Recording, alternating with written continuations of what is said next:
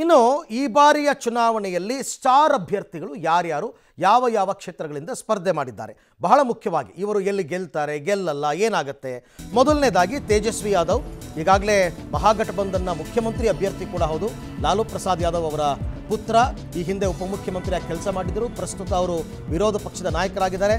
ರಾಘೋಪುರ ಕ್ಷೇತ್ರದಿಂದ ಆರ್ಜೆಡಿಯಿಂದ ಸ್ಪರ್ಧೆ ಮಾಡಿದ್ದಾರೆ. ಮಹಾಗಠಬಂಧನ್ನ ಸಿಎಂ ಅಭ್ಯರ್ಥಿ ತೇಜಸ್ವಿ ಯಾದವ್.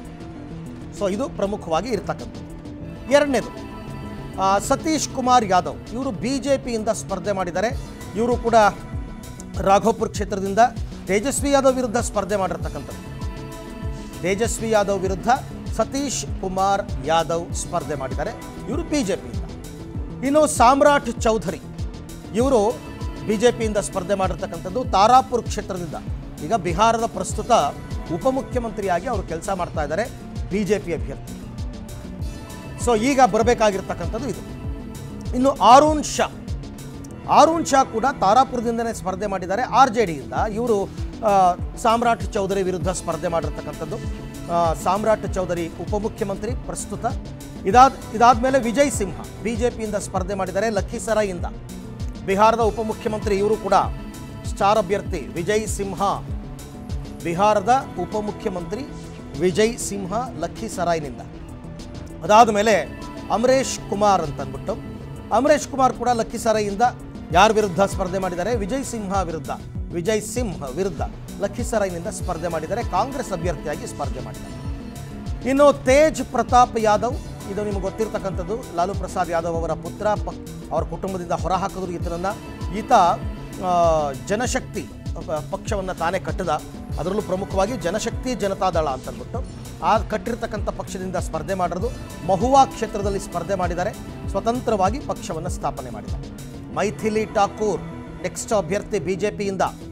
ಅಲಿನಗರ್ ಕ್ಷೇತ್ರದಿಂದ ಸ್ಪರ್ಧೆ ಮಾಡಿದ್ದಾರೆ. ಅಲಿನಗರ್ ಅಲ್ಪಸಂಖ್ಯಾತರ ಬಾಹುಳ್ಯವುಳ್ಳಂತಹ ಕ್ಷೇತ್ರ ಅಲಿನಗರ್.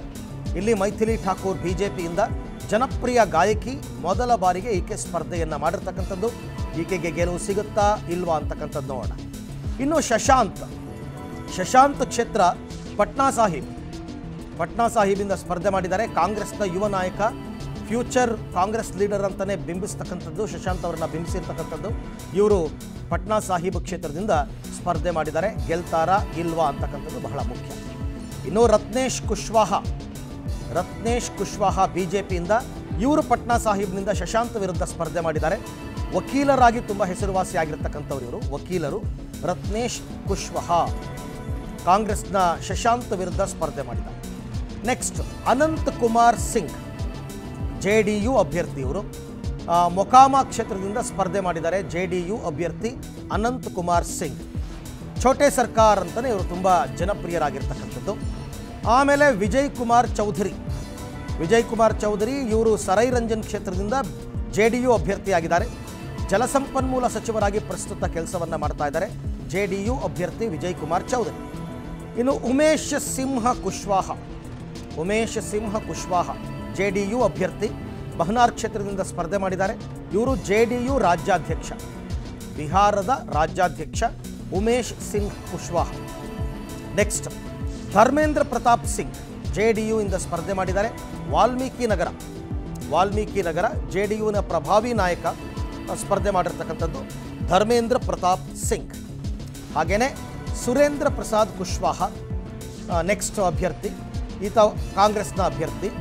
ವಾಲ್ಮೀಕಿ ನಗರದಿಂದನೇ ಸ್ಪರ್ಧೆ ಮಾಡಿದ್ದಾರೆ. ಧರ್ಮೇಂದ್ರ ಪ್ರತಾಪ್ ಸಿಂಗ್ ವಿರುದ್ಧ ಇವರು ಸ್ಪರ್ಧೆಯನ್ನು ಮಾಡಿದ್ದಾರೆ.